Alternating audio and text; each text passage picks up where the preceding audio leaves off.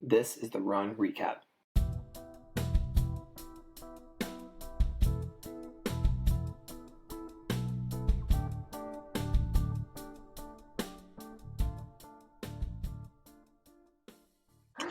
Oh, okay. So let's start off with some real talk here. Real talk. Yeah, you done messed up. How did I mess up? Well, for anyone who remembers, it wasn't that long ago we did a podcast where you had an event and it broke you. You nearly swore off running, and Oh, no, you I did swear off running completely. yes, yeah, I was you done. nearly swore off running, and like it kept, right? You eventually got back to it. I kind of talked you off the cliff of Hmm. of life ending for a period. But it Well, not was life, just running. yeah. So yes, exactly. And it was rough. It was the Mount Rainier relay, and it was the worst experience with exercise I think you've ever had. And There was nothing enjoyable about it. yeah, it was terrible. And you're like, I'm never doing this again. No one can make me do this again. I might not run again. And you didn't even tell me. I saw someone else post a picture of you saying, so excited for next year's relay. And I'm like, oh, they must be using the wrong picture. They must be like using Right. last year's picture. There's no way David would do that relay again after last year's experience. And I was wrong. You're doing it again. Well, I'm not 100% committed still, Oh, actually. okay, So okay. I thought we were all committed. So we had a meeting, we went through stuff, and my thing from last time is like it was just way too many miles. Yeah. Like that was just. I mean, not only was it, the weather was rough, Right. which I think in that in that area the weather's often rough, Yeah. but it is August, so the weather probably sometimes is better than just being socked in rain and 40 degrees the whole It's time. just gonna be hot now. Sometimes, right? So, which would be honestly would have been great. Like I could handle the heat way better than just being like it's just fog. We're Mhm. in the raining cloud for the whole entire time, Yeah. and you're just so wet. And so that was part of it. The other part was I did way too many miles. I did a total of 14 miles just downhill, and that just took my joints out completely. Like Yeah. I could run 7 miles downhill just fine. 14 turned out to be way too Yeah. much, and so anyway, so Christy and I were having a meeting with our friends, it was like just talking about what our goals were. That I mean, I feel like that Cheryl might have kind of roped us into this thing Ah, in a way that anyway we got kind of stuck. 'Cause I was our team leader last year, but anyway, so we were having a meeting and she said, let's get together about what kind of goals we have and what races we want to do. okay. And so we were talking about that. We were talking about different things that we wanted to do. And then all of a sudden it came to like, we're just kind of doing this, and everyone's on this call is obviously committed to doing this, is the way the conversation kind of went. And then I don't know. And then I was trying to read Christy, see if she still wanted to do this or not, or whatever. And she kind of seemed excited to do it. And so I was very adamant, like, okay, guys, I think, first I started with just like, I don't want to do this, Yeah. guys. Like, it's just not. And we talked about some other relays, some road running relays, and thought, well, that sounds more fun. Okay. I can do a road running relay, Yeah. where you run 4 or 5 miles occasionally, Yeah. and things are never as steeper than how they build roads, Yep. right? So that's right in there. And anyway, and that's always sounded fun. I've never done one, but that's always sounded fun. And so you're talking about different things and stuff like that. And basically by the end of it, we all decided like that we're all just doing this. And so I was very adamant to say I'm not taking extra legs this time, no matter what. So it'd just be the 3, the 7, and the 5. That's it. Like those are the only, because I am trained for that many miles. The extra 7, I think, is what really killed me. Yeah.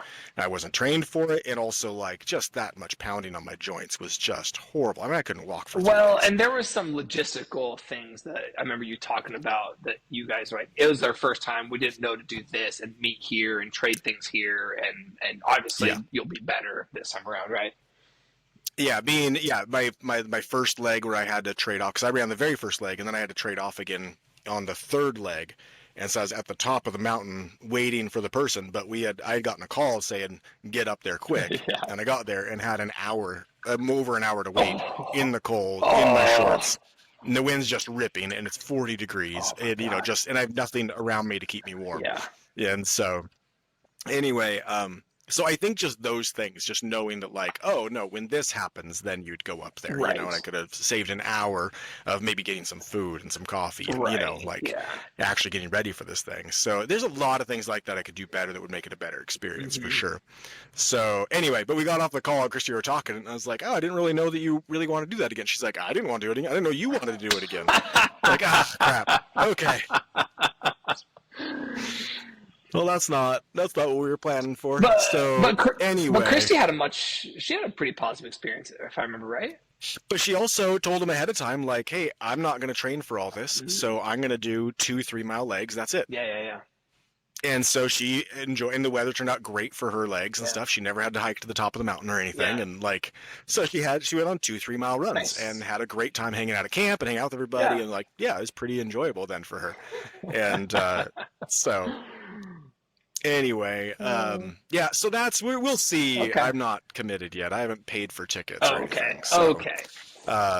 yeah, so I think I'm gonna have to think that through a little bit and see if we might still adjust out of that, because we have some other races that Christy's talking about wanting to do that sound really fun around that time period, and so yeah, we might do something else. So instead. you're saying that, and really, you think about that, it's like the last weekend of August. Do I want to go sit in the rain at 40 degrees on Mount Rainier, or would I rather like go camping? yeah, I mean, also You know, August here is pretty warm. I mean, you're probably going to be up there, and it's going to be pretty fine, pretty comfortable, I imagine.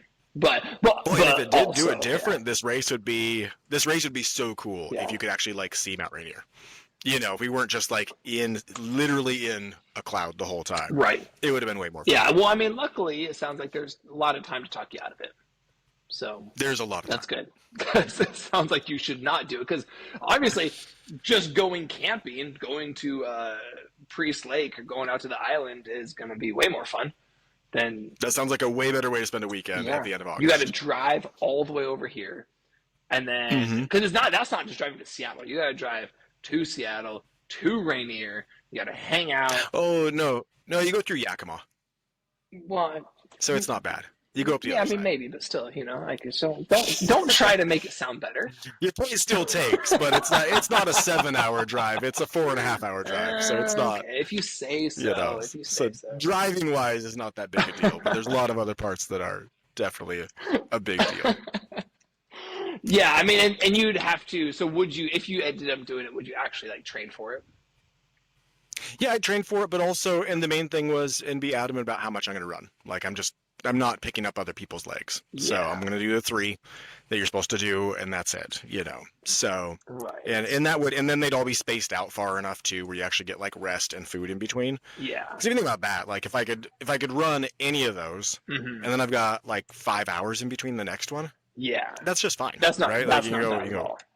Yeah, you can eat a bunch, you can sleep, you can have everything digest, and then get ready for your next one. Exactly. And that's really not near as big of a deal. But when you've got an hour and a half between and stuff like that, then it all of a sudden changes. Yeah. No, yeah. So it sounds like you shouldn't do that. Sounds like a bad idea, all around. We're leaning towards pulling back out of that. Is where we're leaning right now. We'll see. I'm kind of happy to hear that, because I was legitimately concerned. I'm like, that was such a bad experience last time that I'm like, you don't know. What are you doing? Did you forget already how terrible this is going to be? Like, oh my God, stop. Well, and one of my biggest faults is I can be talked into just writing things. So, right, like that's just, if there's an activity happening, it's all of a sudden, then people are doing it like, oh, I want to go, you know, no matter what my experience was before, I get excited about it again. You love talking. And even a bad experience even makes me want to then try and make it a good experience. Right. You know, with a little bit of time, that's just a bent that I have. Yeah. That is, you know, if someone finds this enjoyable, I've got to be able to find it enjoyable too. You love talking people into stuff, and you love being talked into things that are going to be fun. And I talk myself into things constantly. Yeah. And most of the time, it's a good thing for me, right? Yeah. Most of the time I talk myself into something, and it was awesome. So I'm glad I did it, and that's why I keep repeating that behavior for sure. Well, and I mean, it's all about like your mindset going into something. If you decide something's going to be fun, it's going to be fun. if you just And that last one though, I had decided it was gonna be fun, and then it was not fun. you tried real hard for a while, and it just I tried so hard, and I had a blast on my first 2 runs. Actually, I really had a lot of fun. You just got and then it fell apart. beat down with no sleep, and Mm-hmm. I think were you in some ways, because I know you added on a leg, were you in some ways hoping for like the 48 4x48 experience? That is exactly what I thought was going to happen. Yeah. By really like sleep depriving on purpose seemed fun. Yeah. Like going into it, because that 4x4x48 was such a great thing for me. Yeah. Is I thought, oh, same thing, but I get to be in the woods. Yeah. Like this seems way better. Yeah. And and even the temperature wasn't even freaking me out, because when I did the 4x4x48, it was dropping below freezing at night. It was early March, and so anyway, so even that seemed like, okay, it'll be similar to this, and I've done things like this before. Yeah. That was way more mileage. Yeah. Not near. I mean, no elevation, but way more mileage in a short period of time. Yeah. So did you do you think you'll do that again? I really want to. Yeah. That is something that, as long as the trouble is, I have to like take a whole weekend. Right. And I'm useless for a whole weekend. Yeah. But It's a big. it is every time. It's really well. I've only done it once, Yeah. but when I did do it, it was really good for my body, really good for my brain. Like it jump started some things, and went into then one of my best running years ever. Yeah. Is starting off there, and just putting in that many your endurance from that is just incredible, because you get done with that and you're like, oh, I never have to stop running. Yeah. Is how you feel. Right. And like, oh, I can just go forever. Yeah. And that kind of confidence. Also, the fat burning that happened during that was shocking. Of course it had to. Like, yeah, obviously. I mean, my diet was crap. I mean, I literally had to just eat as much food as I could in between runs every single time. So I just had mac and cheese ready to go. Yeah. And I was just downing as much mac and cheese as I could between every single run, and as much water as I could. So you get back, and I'm just strip my clothes off, throw them in the wash, and then just start eating like crazy, and then lay down. And then alarm goes off, get up, do it again.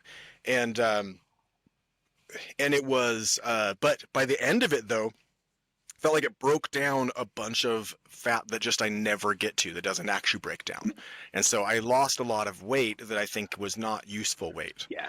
And, so anyway, yeah, it seemed like nothing but a good thing for me. And then psychologically, again, just an amazing experience, really. Just by yourself out there for 2 days, and you get to have a great, improvement into my way of thinking and stuff. Yeah. Without, in a really short period of time. It's really great. Yeah. Well, I mean, because you tapped into actually utilizing your fat reserves, which you probably hadn't really done before in a significant way. You actually switched energy sources. Like a lot of people never really experience. You talk about like you burn your excess fat or switching to using fat as an energy source. And a lot of people, I don't think, actually experience what that feels like when it shifts. Right. And it's like, oh no, it just like sucks everything out. Like I haven't been truly in that state in a little while. And when it shifts, it's like, oh, it just like sucks all that existing fat out of you. Right. And it's like, whoa, it's kind of surprising at first. And I'm a little guy to begin with, but so it's not like there was a lot there, but it did get rid of, again, like I had a little bit of a barreled chest before that, and it went away, and it still hasn't come back since then. Yeah.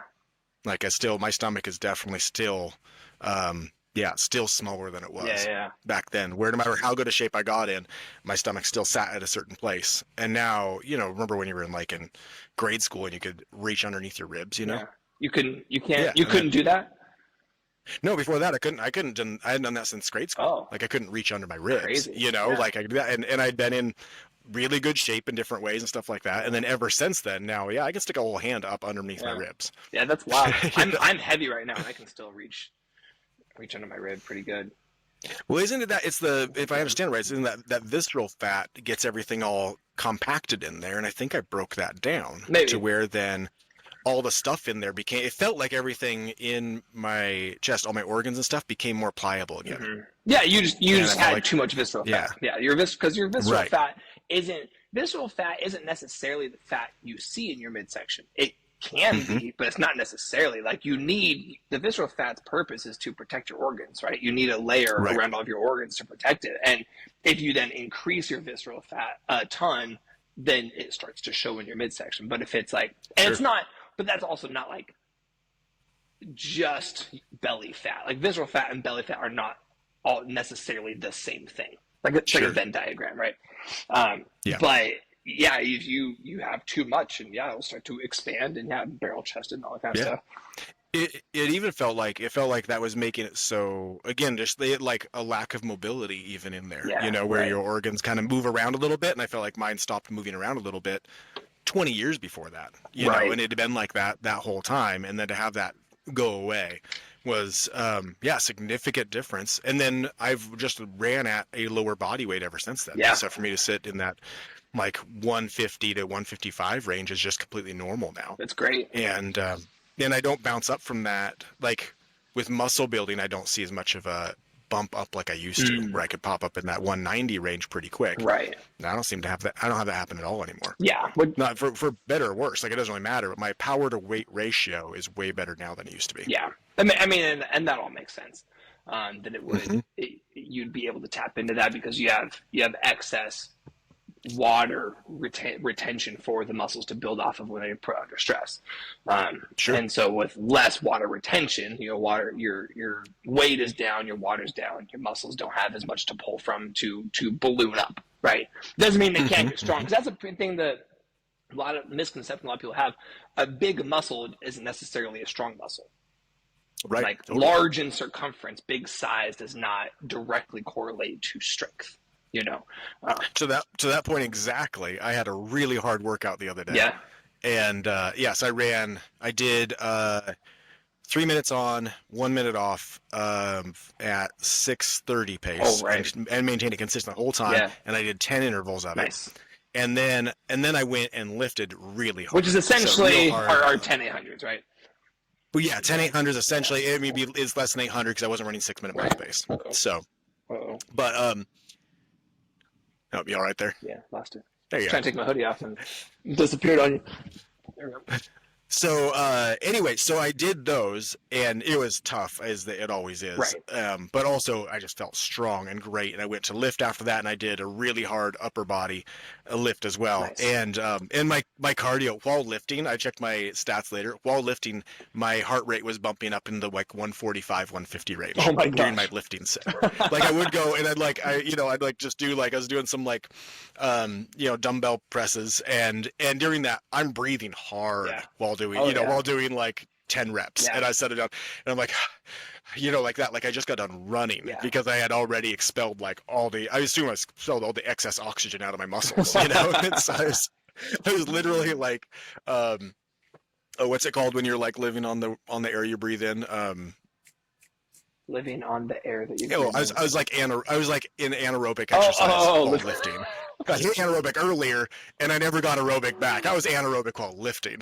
Well, so what you got is you got to a point of epoch. When you get to epoch, you get into this body fat burn state that lasts for. I mean, people say different things, but like anywhere from 2 hours post workout to like 8 hours post workout, where your body will continue to burn body fat while you're doing nothing because you hit to that state. And so that's why everyone says smart people say do really hard cardio before you lift if you want to burn body fat. If you want to build strength, do your cardio after you lift, right? Or not strength, but you want to build muscle, makes sense. right? Because your body got to that peak state, and then it's just like it's depleted, and so everything you put on it is just like takes all of your energy to do like things that should be normal, right? Totally. Oh, yeah, because the weight I was doing was not huge. I was slightly on the heavier end of what I do, but it wasn't like I wasn't pushing anything, and it was so hard. And then, but after that, the swelling that I got from that was hilarious. What do you mean the swelling? The size of my biceps, I was like an extra inch around. Oh, the pump. Oh, interesting. All my muscles were so massive. Like again, I'm a little guy. Yeah. And the noticeable size difference for the next 24 hours, because I was just so swollen, was like almost comical. Dude, that's It's like, this is not hilarious. how big my arms are Dude. at all. And they were hugely different. When It was really when funny. you get a pump like that, it's always funny. But for people like us Yeah. that don't like, we're not chasing the pump in the gym, Right. which some guys are, and so when it accidentally happens, you're like, oh my gosh, am I huge all of a sudden? Right. I was telling Christy for the next 24 hours, like I just felt like massive, and I couldn't put my arms down and stuff, and like so I kept teasing her, like I kept walking through the doorway sideways. I'm like, I don't think I fit through this doorway anymore. Oh, it's hilarious. That had But to it's have been felt fun to do so good. to really work on adding those in. Is I'm getting my lifting is consistent, my running is consistent, all of that is taking off, and all of a sudden that 6:30 run pace is feeling really comfortable, which is exactly what I want. So at Run Club yesterday, I also did negative splits around 7:37, 6:30, Yeah. and it felt pretty casual, Yeah. like it just felt good. Nice. I was just trying to. I really probably should have ran slower than that per my plan. Yeah. But I was running like, it feels fun to stretch out. Yeah. And then all of a sudden you're going 6:30 pace. And, Yeah, and I don't know. Well, what I was gonna say, I'm a big proponent of run at the pace that feels good, right? As long as it's not within the running plan, as long as it's not a strain to your body, you're not stressing about it. You're not like pushing your lungs harder than the plan is, and the legs feel good. Like run at the pace that feels comfortable. That being said, I've never followed a running plan. Yeah. Like I was thinking about this the other day because we have a running podcast that we are doing here, and I've done a lot of running. I've followed sprinting programs, but I've never followed like a distance running program, like for any amount of time where it's like, oh, progress to this. I know how to build one. Like, sure. I know all that, but I've never actually followed one with any intent. I'm like, oh, I should probably do that one of these days.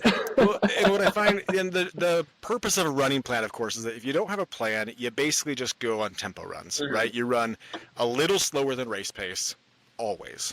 And then you don't get the proper recovery. You also don't get speed work. Yeah. You just kind of, and then generally, it is possible to just kind of get slower over time or not get faster very quickly. And but that's if you're running all the time, right? And so, but at the same time, I know the slow runs are there for recovery, and I wasn't feeling like I needed a recovery run yesterday. There you go. Like that's just not how my body felt. Yeah. So I was like, well, I might as well go quick because I'm not feeling like I need a slow jog. It probably would have been beneficial for me, but I also didn't hurt anything because my muscles are recovering quickly right now. Yeah. And so, just leave it alone. Go with how it feels. And that's like where listening to your body is so important. You stick to the plan, but also adjust the plan a little bit if you're not feeling the necessity of it.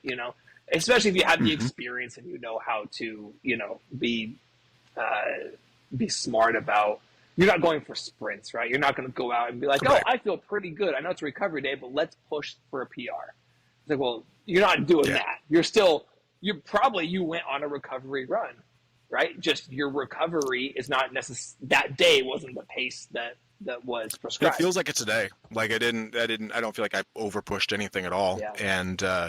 And I'm 5 months out from race day. So that's, plenty of time to just, so if I over break down muscles and I need more recovery time because I did 3 hard days in a row or something like that, is that the end of the world? No, I got plenty of time to adjust from that. It's not, I don't need to be as strict about it as I do 3 weeks before race day. You have plenty of time. You could get, knock on wood, you could get injured and still come back. You could get a mild injury and be fine, You won't, but, dude, my problem right now is I don't have time to recover.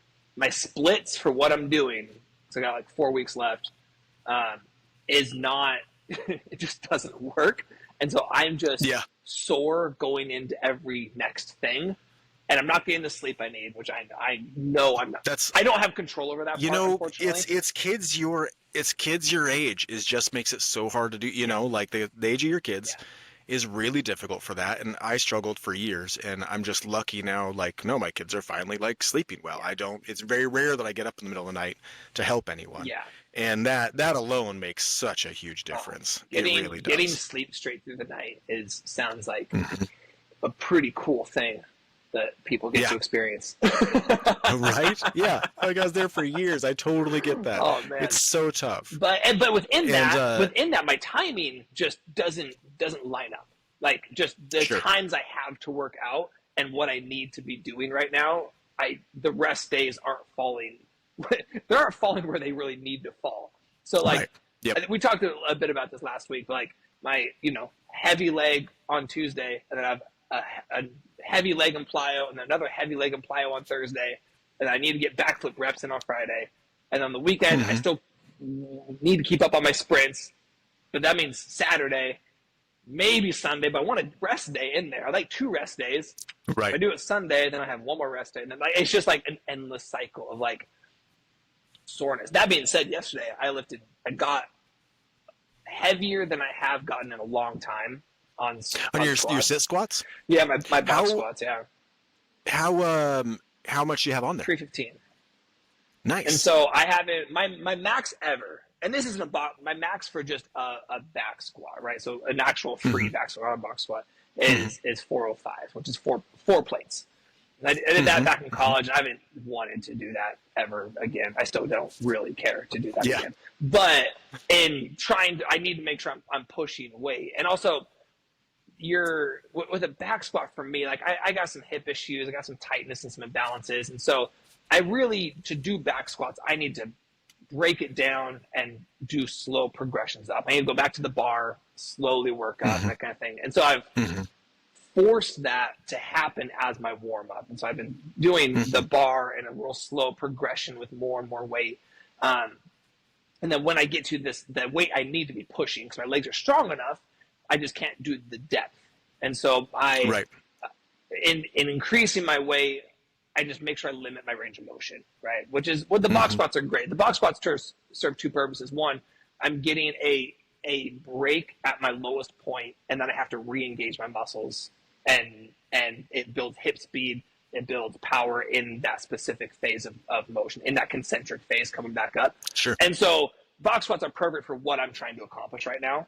And so you're getting a full release, limited range of motion. I'll do some that are 90 degrees, and then obviously the video that you saw me post is above 90 degrees. It's like it's probably a half squat, maybe a 3/4, somewhere in there. But I can't, with that kind of weight, I can't go lower than that range of motion. What feels good though is the only thing that's hard is the bar. Well, not the only thing. The thing that feels the heaviest is the bar on my back.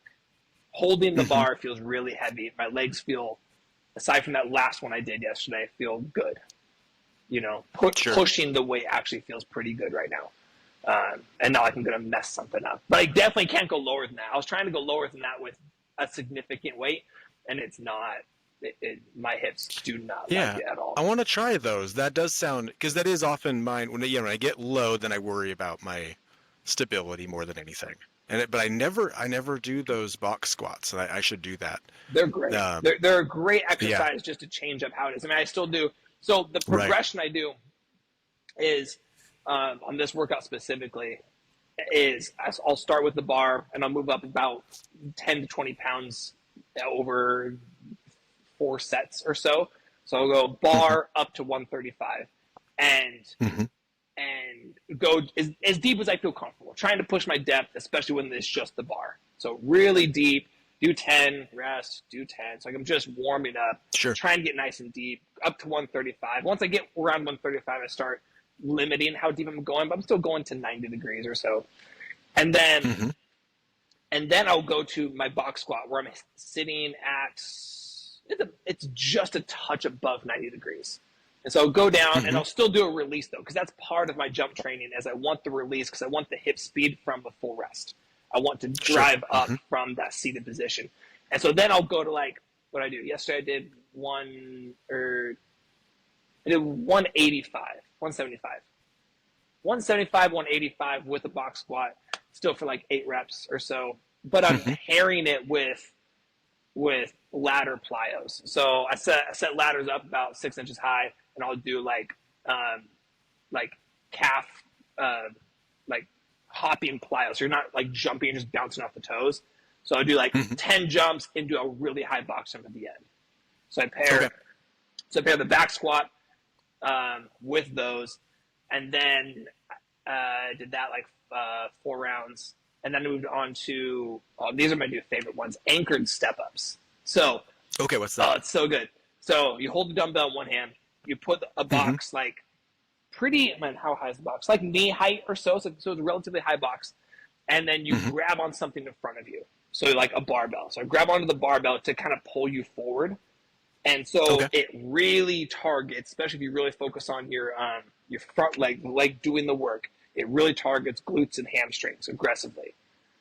You are isolating one leg working, right? So the reason you're holding on to something is to keep a forward angle, right? Which is going to accentuate glutes and hamstrings. And then when you step down, you're trying to not put any weight on your bottom foot. So you're going down to, I'll go past like a toe. I'll let my toe flex a little bit, but I make sure to be intentional about not pushing off that leg at all. So only push off the front leg. So you go basically, I mean, my goal is like 6 reps on these, not maybe 8, but like as heavy as I can do with that rep range.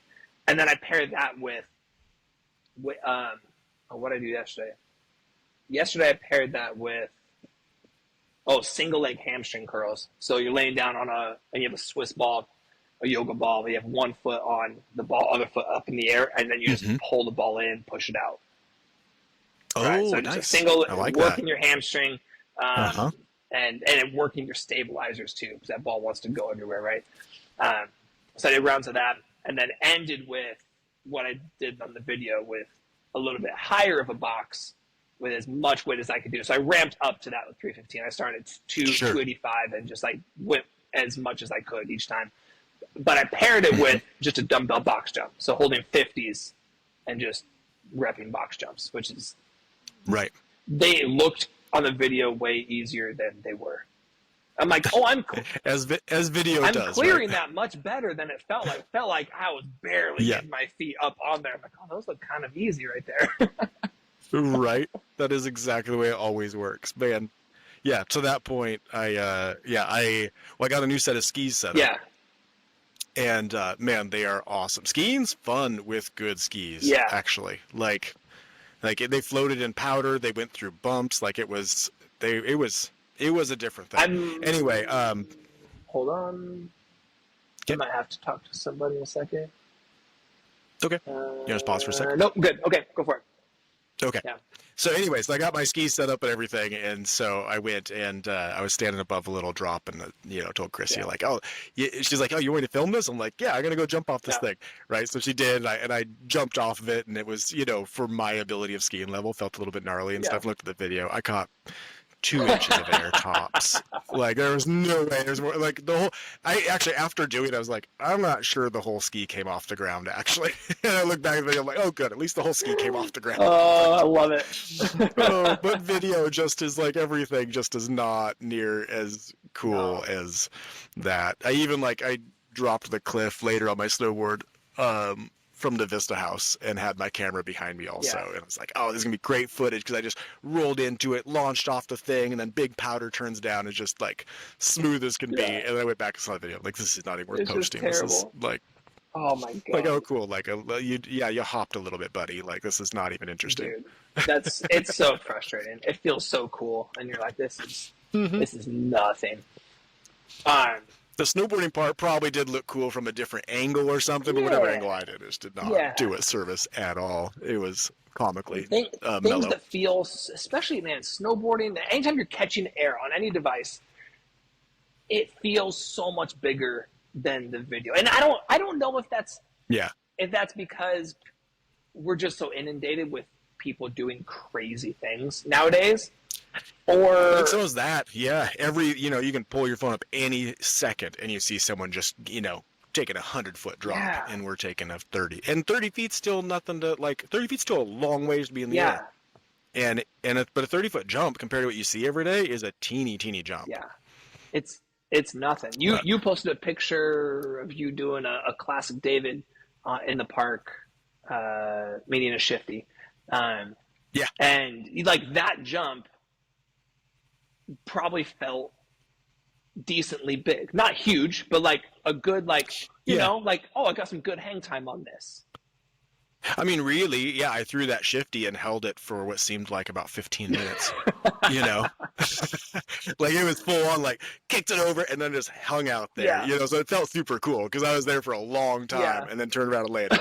But yeah, but it is their smaller jump currently too. Oh, But okay. Okay, so it wasn't the but biggest one. but it is their smallest jump. So they set up the rope tow in there, Right. and so they're purposely trying to get two good sized jumps that you Oh, can hit before having to get back over to the rope tow. So they're kind of setting it up for that. nice. So they did build it bigger. They usually would do a much smaller one for like beginners can hit this and everything. Yeah, And so running them a little bit bigger. So because all the best guys are trying to stay in that top half of the park, so dude. they can stay on that rope That's tow. awesome because when you were talking about the rope It's tow, super I was cool. thinking that it was just going to be like a rail jam. It's like the way Yeah. it was described and where the rope tow was going to start. It's like you're going to have a chance to hit like 10 rails and then that's it. A couple teeny little They're jumps. putting all the gnarliest things up in that Nice. section so that you can get That's it. It's awesome. pretty cool. Like they're doing, well, and that's the great thing too. It's not like we just have a bunch of guys that are, oh, they're good at rails but can't do anything Yeah. else. No, we got guys up there that are like just, yeah, absolutely incredible snowboarders. It's really cool to see Mount And Spokane finally like leaning into that because like their proximity yeah, to the city, it just sets them up perfect for all the park rats to come and just hang out all day long. and we said that for Right. years. Like, back in the day, it was like set up a half pipe at night or Yeah. something, but set up something because they can come up here and practice after school every Yeah, day, exactly. and you have almost 500,000 people sitting down there, which means you got a bunch of snowboarders that could get real Yeah. good if you just had that. And then you're seeing Mount Spokane stuff being posted all over the place. Capita's posting different things, and Exactly. I saw Five Camps posted Yeah. another one, and like there are 3 guys that have recently come out of Mount Spokane that have gone like top level, Wow. like super That's good. cool. It's pretty cool. Yeah. Dude. Yeah. Yeah, and then they keep coming back to Mount Spokane too. So in any given day, you can see one of the best snowboarders in the world Dude. riding That's there. awesome. It's pretty awesome. It's cool. so cool to watch them lean into that. It's such a Mhm. good mountain. It's such a even before they did all of that kind of stuff, like the terrain wise, like it's a solid mountain. It doesn't Yeah. have gnarly stuff, just because Mhm. of it's where It's it's just not at. very steep. Yeah, but like Yeah. it's still a good mountain, and people just Mhm. kind of slough it off as being like whatever, the tiny little podunk mountain. But like terrain wise, it's bigger than Stevens, especially since Right, yeah. they expanded that new lift a couple years ago. Like now it's way Right. bigger than the Stevens as far as rideable terrain. Well, and even on a busy day, if all the lifts are Yeah. running on a busy day, you can still if we fill our entire parking lot, Yeah, you can still go and get away from everybody. yeah, So there'll be lift lines on the front of the mountain, but you can get to the back on it on either side, and yeah, you're not going to wait in lift lines, and that's at full capacity. Right. Like you can't fit another car up there. So pretty ideal to have so much rideable terrain to where if we completely fill, you still get to go ride, and you're not going to be stuck in long lift lines unless like a lift goes Yeah. down, or you just happen to time it wrong. You might stuck in one because you're in the wrong spot right after Yeah. lunch. But outside of that, like no, it doesn't. It still doesn't. It doesn't have the ability to happen. It's pretty yeah. cool. It's so rad. Because man, I stopped riding 2018,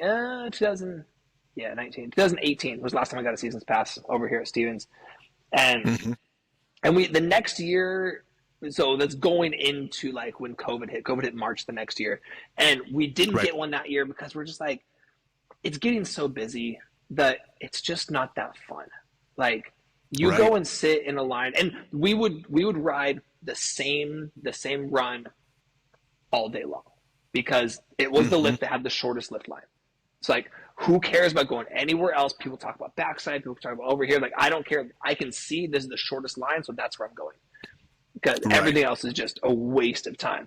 And it's a run that's one of the shorter ones, but you can, like you and I know, you can always find fun stuff to do on a run. You just gotta be Oh, yeah. creative with it. And especially on a snowboard. Like on a Yeah. snowboard, you can do fun things. Like, yeah, I mean, I have just as much fun hitting like a little 6-inch bump as I do hitting a big jump. Yeah. Like you can get creative on anything. Exactly. And so, but it was I'm trying to think of timing, a short lift line back then. And keep in mind, it's gotten busier since then because then COVID hit and once everything reopened, so 2021, it got so much busier. But the shortest short lift line would be like still 20 minutes.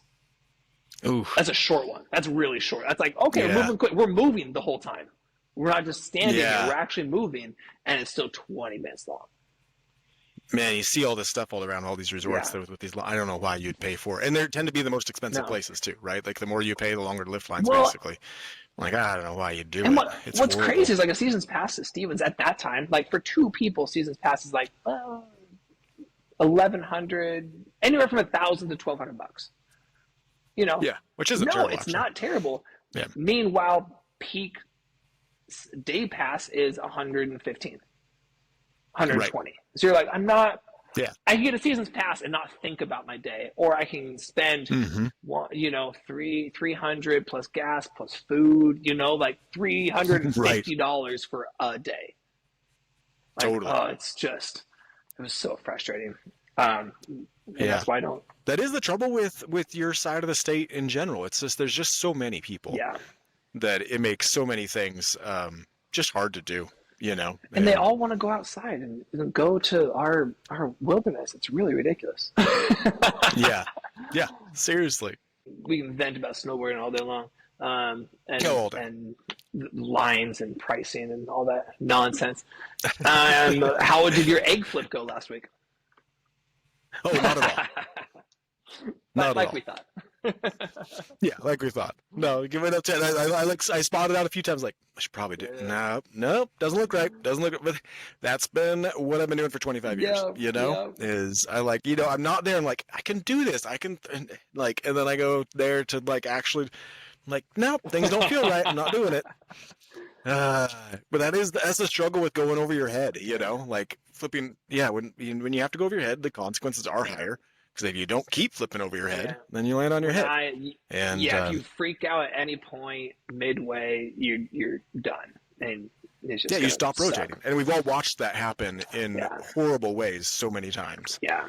And I think do I need to go and learn? I probably need to learn how to do a proper backflip. You do.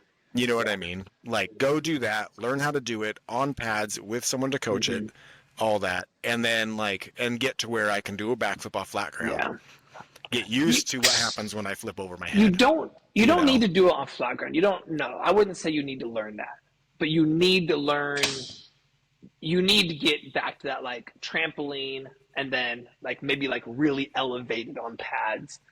This motion is comfortable. And get used to spotting, getting upside down, spotting where my landing is, and then throwing my feet down, and I'm sure I probably have enough spring in me to do one off flat ground right now. It's I think the muscles are all there to do it. That's the problem, man. Is most people do. Most people have that ability. They have enough vertical that you can get up if you know your technique and you commit. Because even right now, I watch myself do a jump in the air, and I watch the mirror, and I'm like, oh yeah, my vertical's fine. But my technique, and I'm really poppy right now. My, and I know how I can box jump. I know I can get my legs up, and as much as my mobility is not great, my mobility in my legs, as far as retracting them and popping off of them, that's probably where my best mobility is. So it's the mechanics. I think this body can do that as is. Right. I just need to know how. But also, I don't know. See, here's my issue with the egg flip. I don't think the egg flip is the entryway into flipping on your snowboard, because with an egg flip, you're not utilizing any momentum of the jump. Your jump, for most people who aren't watching this on the video, you're sliding up a jump, and then you're launching yourself backwards, not in the trajectory that you're being thrown. So you're going sideways. You're like, okay, now let's flip sideways and create a new trajectory different from the one that I'm about to be thrown in. And so the way I do the backflip is you're using the way the jump is throwing you. You're like, let's accentuate this and continue, And so it just makes so much more sense to me. I just don't like the egg flip. It doesn't make sense.